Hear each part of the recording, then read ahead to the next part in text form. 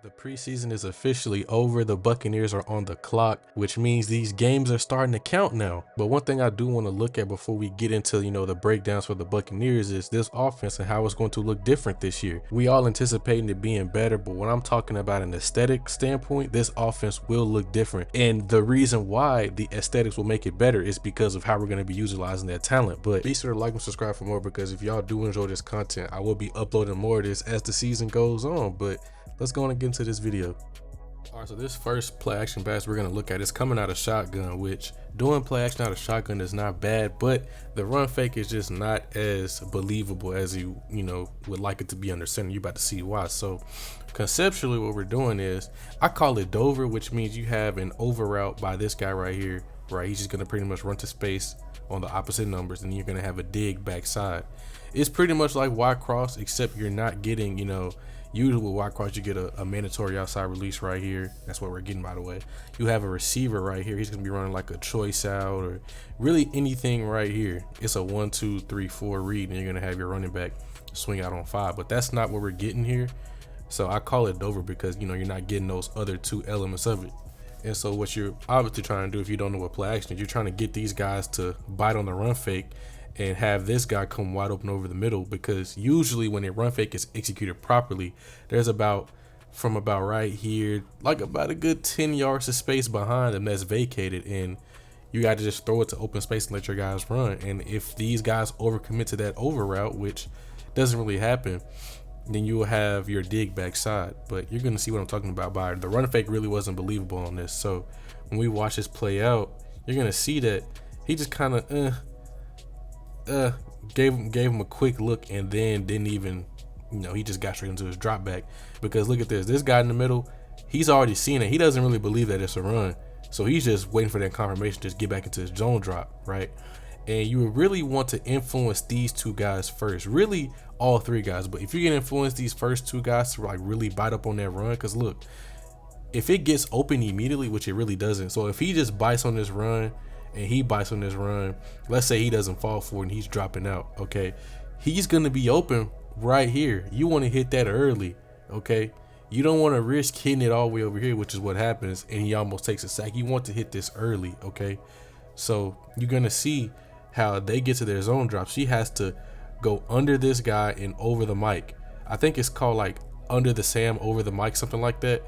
And you see he nearly gets hit because the run fake wasn't believable, but he caught it on the opposite numbers and able to get some extra yards, which I think if he catches it, right about here, he can get even more yards out of this, right? He only got about what? He caught it like the 47. He got about 7, 8 more yards. I think he can get like 10 to 12 if it's thrown early and executed properly, which you can't be mad at about 25 yards, but still it's, the finer things to work on, right? All right, so this next play action pass, I really think is geared towards, our actual starters. And I'm talking about really just Mike in particular, because you don't drop these type of play action passes if you don't have a quarterback who can really just drive the ball down the field. So we're going to get a run fake, obviously, but we're going to have this guy, I think this is Nick Nash. He's going to be running a deep stop route, okay? And then you're going to also have this guy run just like an OTB or over the ball route. And it's really just that simple. If you can get these guys to bite up on the run, it's literally just simple. You can really just call anything behind them, right? Because if you look at what we're in, so we're in 12 personnel. So here's the first tight end, here's the second tight end. You already know that. Then here's the running back, okay? But then they respond by going into their base defense, which is a 4-3. You have your 4 linemen right here and your 3 linebackers right here. They're going to walk this safety down because there's a double wing right here. So they want to put somebody right there. Normally, you would walk down your Sam and then have the safety be like the third linebacker in a sense. But that's not what they're doing. And so this pretty much gives the indication to the defense, hey, this is run, run, run, because we're in a big personnel, we're in under center, and we're going to give you a hard run fake, which that's what we do. So look, the run fake here was better, right? He shows the ball, he actually gets out there to the running back, and you see what happens to these linebackers, right? Okay, he triggers all the way upfield, he bites on it a little bit, and he also bites on it, right? So guess what's going to be open behind them? This big space right here. And then we also have a corner that's playing bail, and this is who we end up hitting, obviously, but a corner's playing bail, which means he has to flip his hips and run. So that means anything that's going to stop underneath him, we're going to have it pretty much free access, right? So when we start to play this again, you're gonna see these guys bite up. This guy doesn't fall for it a little bit because he can kind of see it, but you see these first two guys, they really bought it. And you see this guy's open, Nick Nash is open, and look, all you gotta do is just drive the ball. Now the ball didn't get there, the ball died on him, right? But we were able to get about 20 yards out of this because guess what? The run fake worked. And if this run fake didn't work, this picture would not be as clear as it is, because look at that space. Look at this space between the linebackers and the safeties, y'all. So this guy's at the 29-yard line. The nearest defender that's behind him is nearly 20 yards away. You have 20 yards of space to hit this guy. You also have about 10-ish yards to hit this guy too. Like, the space created behind these play action fakes are crazy. And if we get these guys with Bijan, Tyler, imagine what our starters, if we're getting how much space we're going to get to hit these, passes down the field, bro. All right, now this one is the last play action pass I want to show y'all. So it kind of builds off the last one that I showed y'all. So what we're going to get here, we're going to get the same type of thing. It's going to look the same in a sense, but it's going to be way different. So you're going to have Chris Blair run a fly motion across, and then he's going to just pretty much get the hell up out of there, right?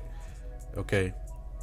This is something that the Miami Dolphins do, with Jalen Waddle, Tyreek Hill, where if you got super fast guy, which this could be Darnell Mooney right here in this situation, just run straight across the formation and then just get into his route, right?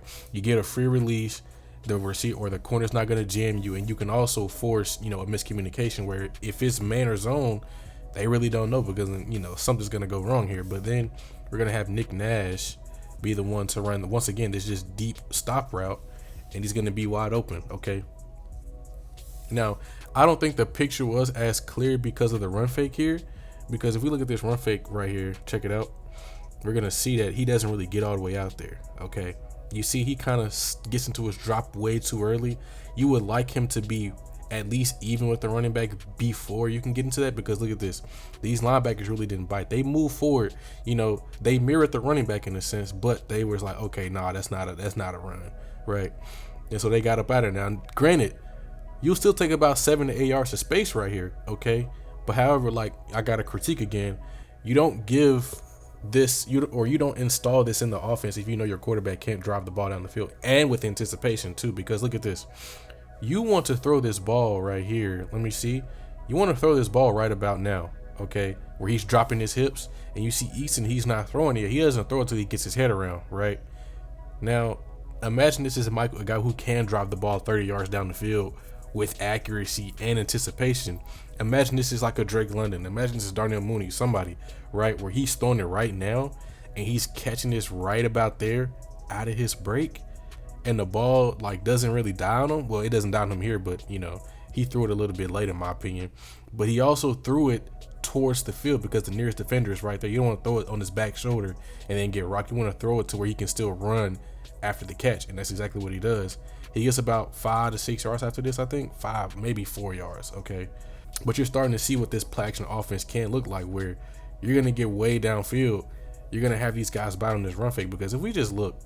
Right here, the nearest defender between this guy and that guy is 20 yards. Once again, you have 20 yards of space to work with between these two defenders, okay? And you're just going to sit down in that space created, and he's trying to beat you to the post. He's thinking you're running a post. No, I'm about to sit this down in this big void that's been created by this run fake.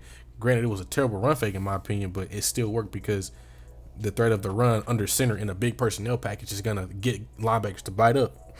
And as you can see, we catch it, get some good yards out of it, and I like it.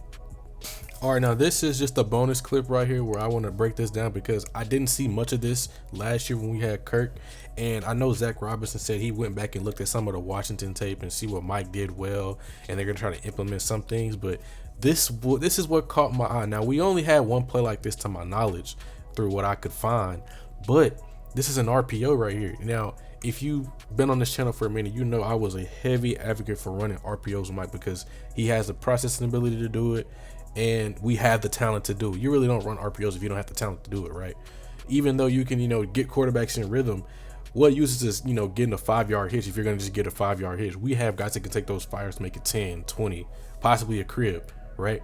But we're looking at this RPO right here where you're going to have this short motion by Felipe Franks. He's going to run an arrow route, right? You're going to get an arrow screen on the front side, right? Where you're going to be reading this guy right here, And if he crashes on the run, you're gonna throw the arrow. If he widens with this, you're gonna throw, or you're gonna just hand it off, right? But we also have a backside element of this where we have double slants, right? Usually you're gonna get like a one-step slant right here to influence this guy immediately. Then you're gonna have an actual slant. That's not a slant. That's a 5 and in. You're gonna have an actual slant right behind him, you know, to read this guy. Now you have two options here. You have the arrow screen, you have the double slant concept. You're going to be doing it behind a zone run, which, you know, everybody knows what zone run at this point is going to be. This, everybody's zone blocking that way, and boom. And I don't want to turn this into an Easton Stick, you know, film session, because, you know, he's our third string for a reason. But one thing I do not like about this play, I think it was like a 3rd and 2, right, where we're going to watch this play out. Okay, so as Easton Stick as a quarterback, I'm not trying to be too critical of him because I know he's a 3rd string. But when you see this structure pre-snap, you have to realize, okay, we have a 3-by-1 set, which means we have 3 receivers to one side, 1 to the other, right? You see that you always key the weak side rotation. All right, this safety right. That's the weak side safety. You see he's down just a little bit more than the other one, so you can probably think if it was the other way around where he was deep and he was down, you could probably think something like man coverage. But since it's the opposite where the weak side safety is down, you probably can assume that anything going across, this safety is going to go get that, right? That's just processing. I wouldn't say 101, I'd probably say 202 because not a lot of people know that. But you also have to think if he's also rotating down, that means he's rotating away, which means you're probably going to get 1-on-1s out here, okay? Because if he was rotating down, then that's probably, you don't want to go there, okay? But we're going to watch this play out, which I don't blame him for making that decision because it's not a bad one, but, you know, it could have been a better one made. Because look, if we watch this play out, run fake, cool, you don't like the picture, you want to give this this arrow screen a look, which it is good. It's a good decision to make, which I think we should have went for this, by the way. But you have to know that safety is going to be coming down, which the safety does a great job of, you know, coming down from depth and making this tackle. Like, he probably earned himself a roster spot with this play right here. Like, very much did, because that's some stuff that you just appreciate. 3rd and 2, and you get the stop short of the sticks. However, if we take a look at the other side of the picture, right, where you have the double slant concept, where you see this guy, he's already influenced by that first slant, right? You could probably throw this one right here, right? I probably trust Chris Blair to make this throw. But if we also look at this, you know, the play action of this part, these guys, they bite on this run. So that means you could have had either slant on this, because they bite on the run fake no matter what. They see the tight end going away. They see the mesh point. You could hit that slant. You could hit this slant. I don't really blame him for hitting this arrow screen though, but you got to do better right here. You gotta know what's coming, because look, if we just look at this pre-snap look once again, bro, he's down and he's back, right? You have to see that, but I'm not really tripping off of it.